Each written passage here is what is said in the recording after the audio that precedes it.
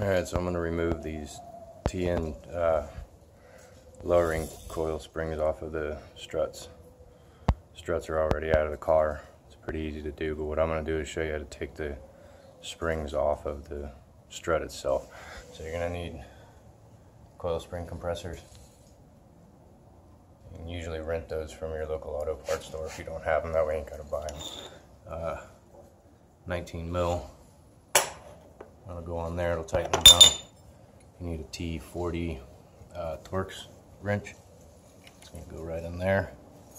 And you're going to need a 18 mil wrench for the top nut on there. So first thing we're going to do is take the spring compressors out, put them on here, compress this spring down to take the pressure off of here so we can loosen that bolt. I got the spring compressors put on the spring. They fall into these little grooves and there's little locking pins. Try to get those in if you can. Sometimes these springs are just too fat for it. So it's got this protective coating on it. Either way, get them on there like that. One of them's going to be spread further apart than the other. This one's just going to pretty much assist. This one's going to do most of the compression because these are already compressed springs. So it's going to look a little different. One thing you want to do though is be sure that you're not working on this side of the spring as you're compressing it, or this side over here. If these comes loose and the tension comes off of here, it's going to go that way or that way. So always make sure you're on this side of it, just for safety purposes. When you do get this compressed, it is kind of dangerous, so handle it gently. Get the spring compressors back off of it as quickly as possible because these don't like to be compressed, and you could really hurt yourself if these come loose off of there. Okay, we got a pretty good bit of the tension off of it. You can tell because the spring will start moving a little bit independent of the top, wiggling a little bit, so a lot of the tension's off of it, and really all we were doing was just tightening with our socket wrench like this. Put that pressure on it, and now this is kind of moving around a little bit on its own. See how it kind of turns in there a little bit?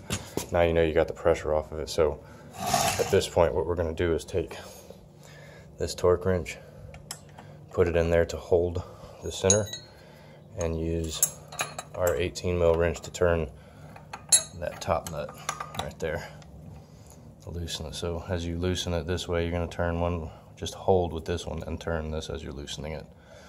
And we'll go ahead and see if we can get that off there.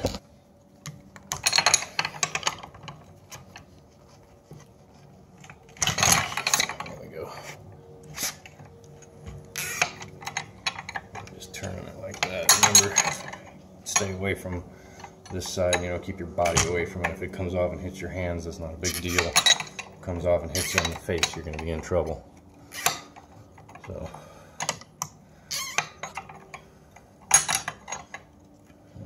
loosen this nut. And get that nut all the way off. You can be careful as you're doing it because this will tend to want to strip out in there. It's not real tough piece. It's going to want to strip if you're not easy with it. You can put like PB Blaster on it or something like that. It'll help loosen it up a little bit.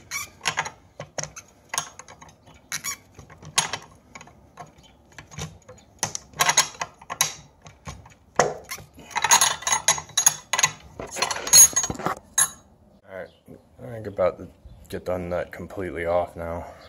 It's loose. Still got the spring tensioners on there. Just got it standing up now because it's easier to work with, but you're going to take this nut off, and then the whole top piece is going to come right out. Might be a little stuck on there.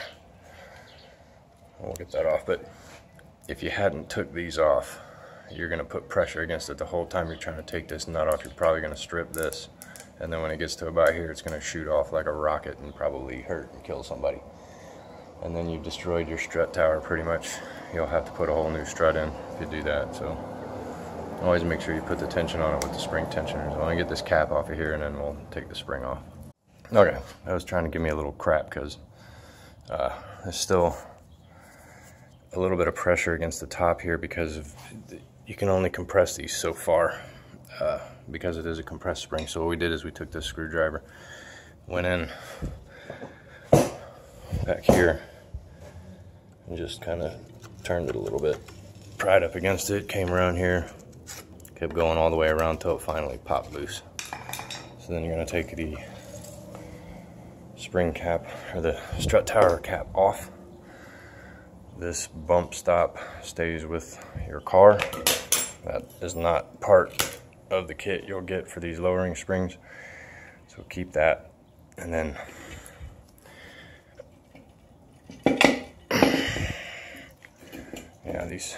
now these spring compressor wants to catch on the side, so there you go. So now the spring is off. So this is the dangerous part. Make sure it's not pointed towards anybody. So we got the whole thing off. This is your spring pads, all that stuff. And kind of make sure when you put these on, or when you take off the old ones, you put on these lowering springs, that when you put these pads back in, they have a groove in it.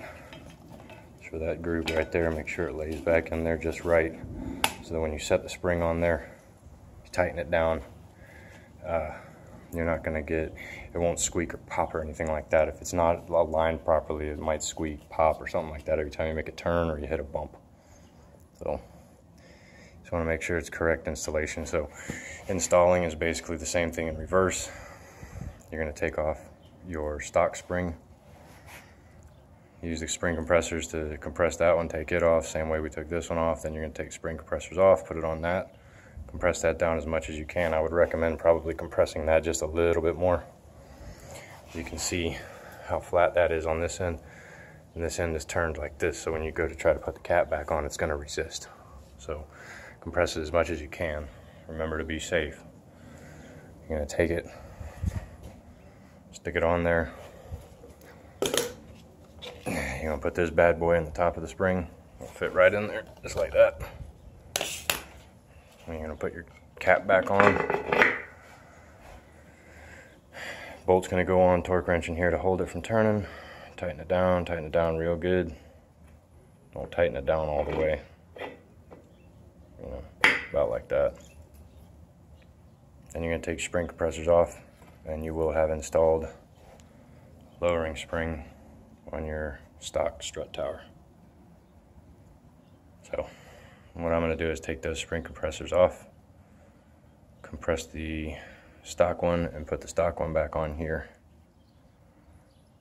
And there you go.